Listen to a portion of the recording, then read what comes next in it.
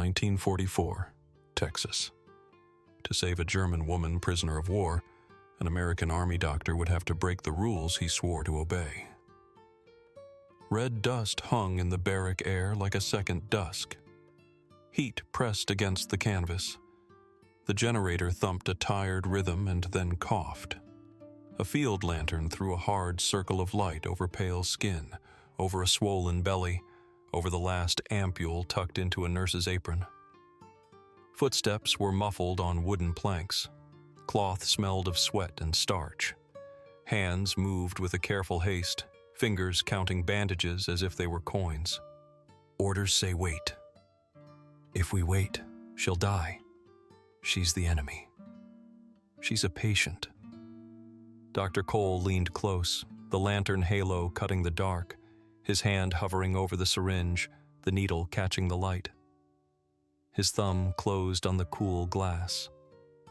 Ruth's hand steadied his wrist, rough and sure. Sweat darkened his collar. Somewhere beyond the canvas, a truck idled and a boot hit the step, heavy and patient. A shadow pooled in the doorway like a question. The ampule gleamed once more in the lantern ring. Cole's pulse hammered under his fingers as he eased the needle toward the skin. In that barrack, under a single lantern, a medic's hands hovered between protocol and a pulse. It was a quiet decision that would change careers and a life, and it began with a simple choice: treat a dying enemy or obey the rulebook.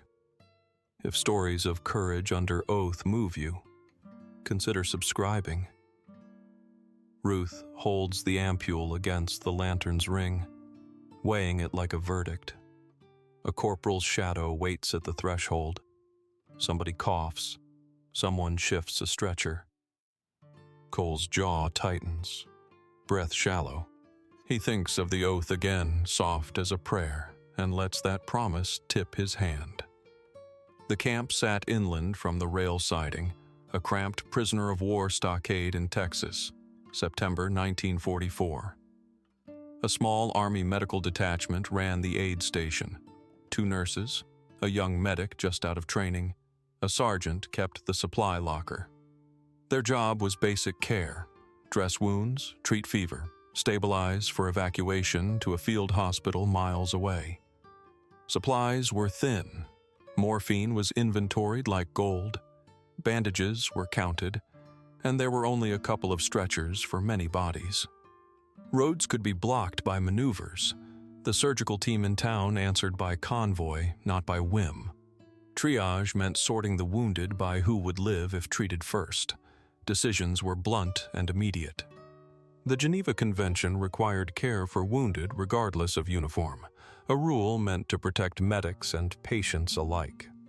Still, military orders and base circulars limited who could do surgery without authorization.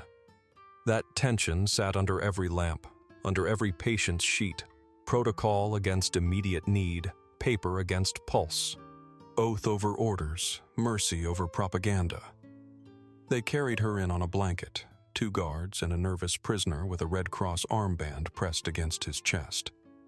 Greta's face was pale under a smear of dust. Dr. Cole checked the pulse, then the belly, fingers gentle and quick. The camp's thermometer read the same tired heat as the night outside. Ruth pulled back the sheet and counted breaths out loud, a habit to steady herself.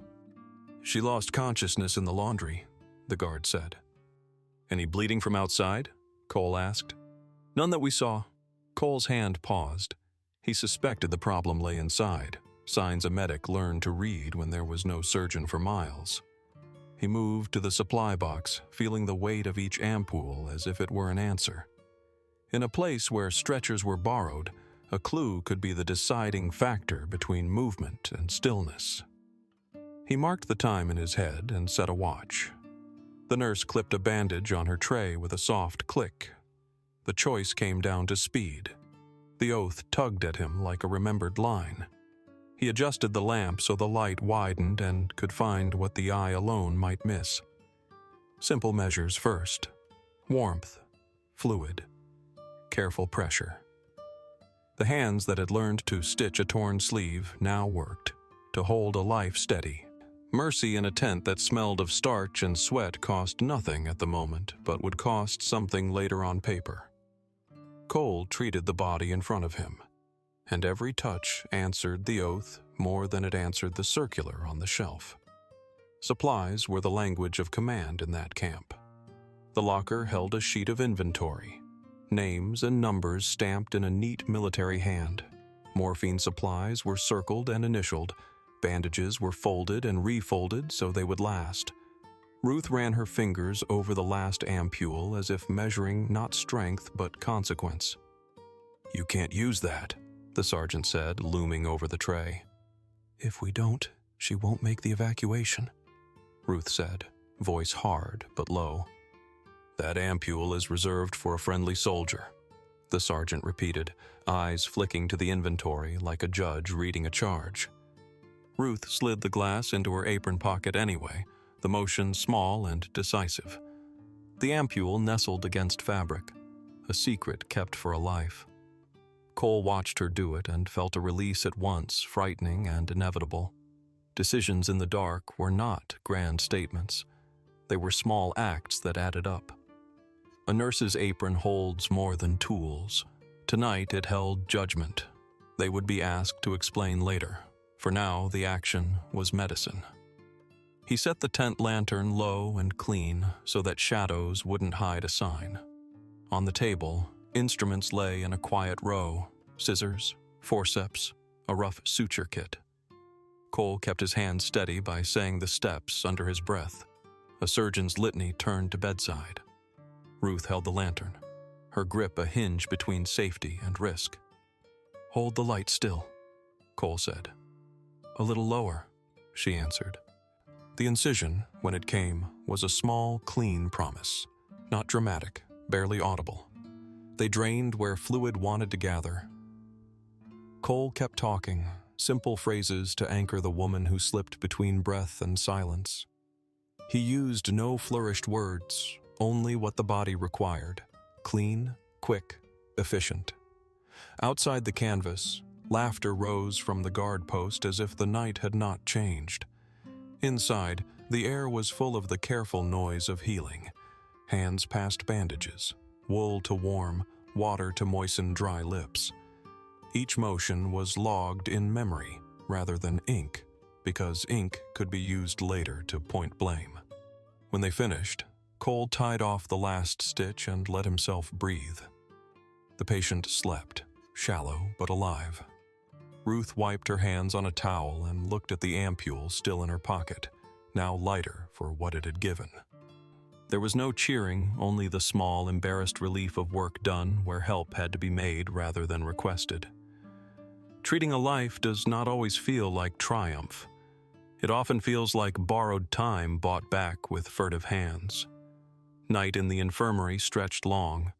Prisoners lay in rows beneath coarse blankets. Greta no longer moaned. Instead, she breathed as if pulled gently back.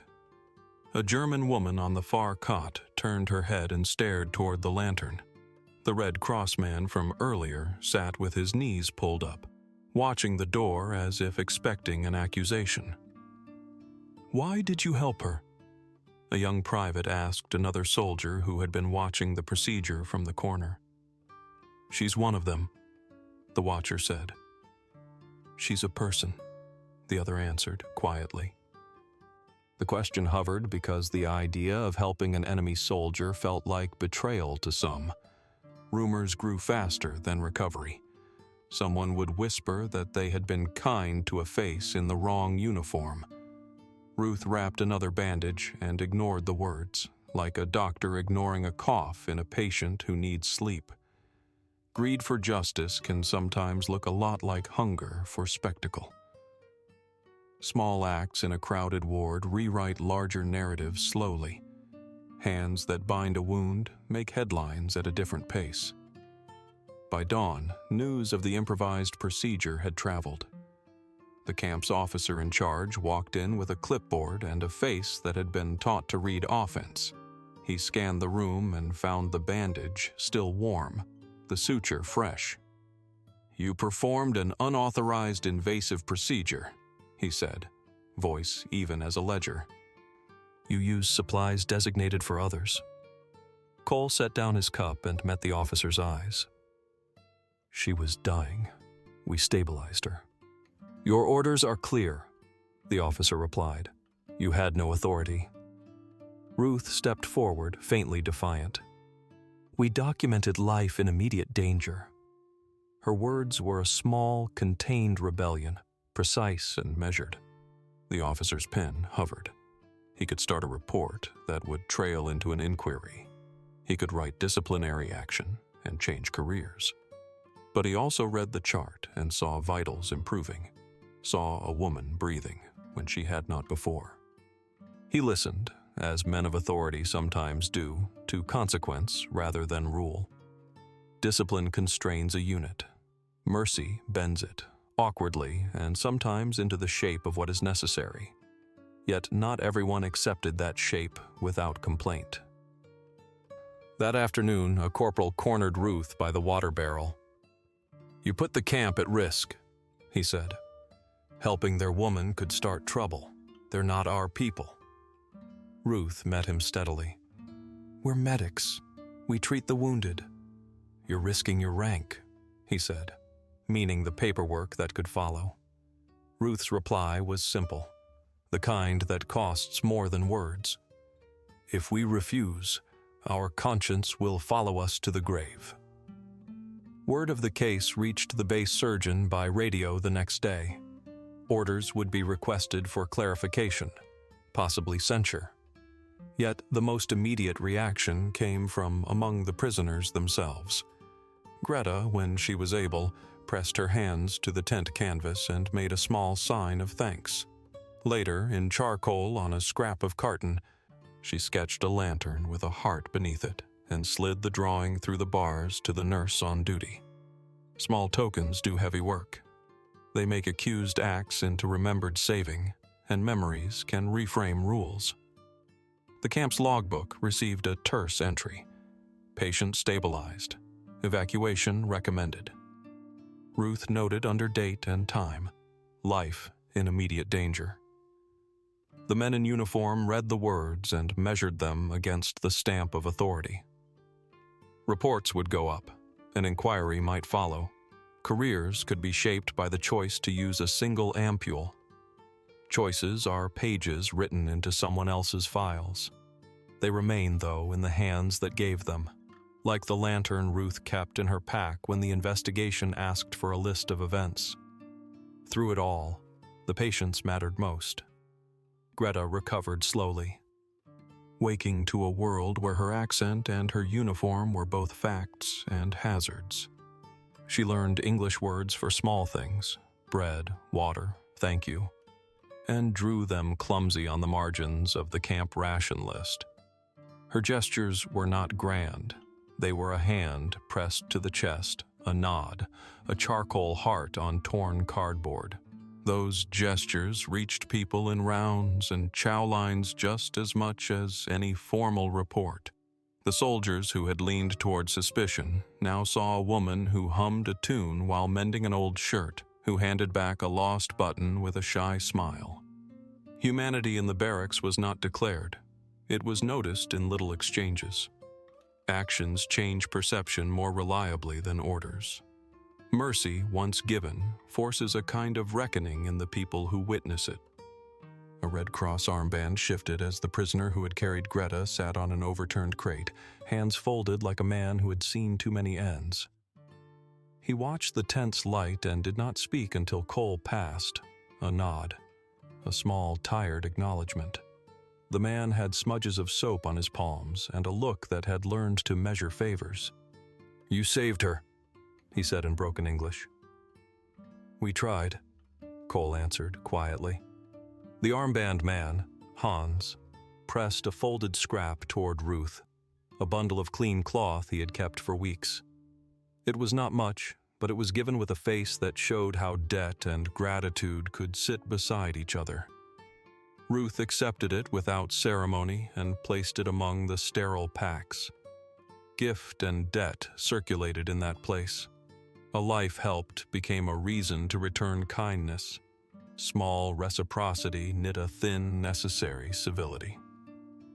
Later in the morning, a different alarm sounded. A private from Company C had been thrown off a transport truck, skin torn, leg badly contused. He moaned in pain and clutched his thigh where the orderlies had already bound it with whatever padding they could spare. The sergeant opened the locker and found the morphine cabinet empty save for the one ampule Ruth had used. He closed the door like a man shutting the last page of a book. "Where's the morphine?" he barked. Ruth's hands moved to her apron as if by reflex, but the pocket was empty. The glass ampule had been used. The private's teeth were clenched. Cole bent to check a pulse, then straightened, the resignation settling hard. "We stabilized her," he said. "And our man?" the sergeant demanded. Cole looked at the private and then at the camp bulletin where rules were typed and stapled. Orders meant supplies were earmarked for soldiers, but medicine in a tent asked for a different ledger. He gave the private a dull analgesic, set splints to immobilize, and taught deep breathing to fight shock. It was not morphine. It was small medicine and talk and time. They rationed pain another way and stretched dull remedies until the man slept. The cost of the ampule was a debt that would be measured in paper and flat penalties, but the immediate work had been done. Later, when the injured private limped past the tent, he nodded to Ruth.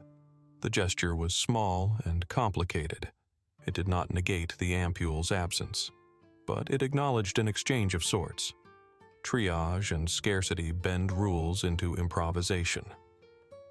The oath asks the medic to act. Bureaucracy asks for receipts. When the base surgeon sent a sergeant with a jeep to inspect, the camp tightened like a fist. The surgeon himself arrived in the cool of the next afternoon, clean collar and a manner that had been bred to make decisions quickly. He walked the wards, counting bandages and reading charts. His face was a closed book until he reached Greta's cot. He lifted the sheet and checked stitches with a practiced eye. "You performed an invasive procedure without authorization," he said, not unkind but not forgiving. Cole met him and, beyond the formality, spoke plainly. "She needed it. We documented time and vitals." The surgeon paused, then surprised Cole with something short and near to the oath. "We swore to treat the wounded. Paper is not the patient." A few men in the tent let that line sit between them like a stone. The surgeon made a note and left. He could have started a court-martial. Instead, his report recommended an inquiry, but also marked the patient stabilized. He understood the rules, but also the limits of what a rule could hold when a life hung in balance. Word of the doctor's decision reached the depot and, with time, an officer from higher command came through on a routine check. He asked for logs, for timestamps, for the chain of command to be laid bare. He read Ruth's neat handwriting and the notation, "Life in immediate danger." He circled the words with a pen and left, returning minutes later with an expression the medics had learned to read. "You risk your commission for a prisoner," he said. "She was dying," Ruth answered. Order or not, someone had to act. The officer's face tightened in a place where regulations met consequence. He could forward charges, or he could close the file with a reprimand and a note that circumstances merited discretion. He closed his folder finally and said, "Prepare a report. We'll review it." The review would be months away. For the medics on the ground, waiting was a kind of punishment by uncertainty. Ruth folded bandages. Cole swept the tent floor with a small broom. The moments of waiting multiplied as if each could be counted and then used against them. Uncertainty is its own fatigue. The oath stays steady in practice, but paperwork waits like a shadow. Greta grew steadier. She took tea when offered and slept without the terrors that had racked the first night. Slowly, she found the courage to speak a few more words. One afternoon, she shuffled out of a cot and, with the help of a guard who had become watchful in his ways, walked to the tent threshold. She stopped, looked at Cole, and said a word that was hard but clear. "Danke." Cole answered with a smile that was careful not to be triumphal. "You're welcome," he said. His English was different, but the exchange was honest. The men who watched saw a human language crossing a fence. At the mess the next day, a soldier from Company A threw a remark like a stone. "They get our help and we get nothing," he muttered. Another frowned and shrugged. In that space between food and heat, small injustices sounded loud. But then a different voice rose. Private Jenkins, the man who had hurt his leg, who had been given no morphine but had slept through the worst of his pain. "They saved that woman's life," Jenkins said, more to the table than to any specific ear. "Would you want them to leave you when you're down?" His question landed like a question should. The table quieted. Men turned food in their fingers. In barracks, moral positions shift not by orders but by the slow weight of example. Jenkins' words moved a few heads to nods. The tide of opinion rarely flips like a switch. It shifts with each person who remembers a borrowed favor. Every human who had been treated carried the memory out into the camp. A few guards began to look at the prisoners differently. Simple courtesies, passing water, returning a dropped canteen, happened with less friction. The change was not total, but it was visible in small gestures, and those gestures were the slow work of rebuilding what war had tried to erase. A week later, a military courier arrived with official forms. The inquiry wanted statements from Ruth, from Cole, from the sergeant who oversaw supplies. It was procedural, clinical. Cole wrote his account in ink, the kind of ink that translated action into evidence. He wrote the times, the symptoms, the steps taken. He wrote the oath in a way without rhetoric. Facts laid plain. Ruth's statement was shorter, precise. She described observation, time, and the use of the ampule. "Life in immediate danger," she wrote, and the sentence felt like an act of faith. During the review, a captain from the medical board visited. He read the notes and asked a question that was both practical and sharp. "Did you follow proper antiseptic technique?" Cole offered the list. Wash, scrub, sterile field as best possible in a tent. "Yes," he said. "We followed procedure to the degree possible." He was asked about authority. He pointed to the timestamps and to the patient's condition. The board took note. Decisions would be made above them. The story would be told with a mix of regret and approval in different offices. Reports can punish, and reports can absolve. The documents would later bear both these potentials. As Greta healed, she found a small purpose in helping others. She began to sew torn uniforms in secret, hands steady now. She patched a guard's sleeve and did it with the soft concentration of someone returning to a craft. He, surprised, left her a small ration of sugar as thanks. Small trades created a fragile economy of kindness. One evening, after a day of stitches and mending, Greta sat by the canvas and drew more charcoal sketches: the lantern, a heart, and a small figure with arms raised. Ruth found the sketches and held them as if they were fragile telegrams. She posted one on the tent wall where the medics took their turns reporting. "The lantern shows the work," Greta wrote in shaky English later, but the drawing communicated something steadier than words. The idea that a light could make a choice visible. That light, the field lantern, had become a symbol in the tent. It stood in a corner on a shelf once kept for spare parts. Now it sat in Ruth's pack at night. Cole would glance at it when reports came in. Sometimes he would rub a finger along the handle as if feeling the texture would remind him of the night he had bent the rule for an immediate breath. Symbols are small things, but they gather meaning the way dust gathers on a sill. When the formal response arrived weeks later, it was a reprimand rather than a court-martial.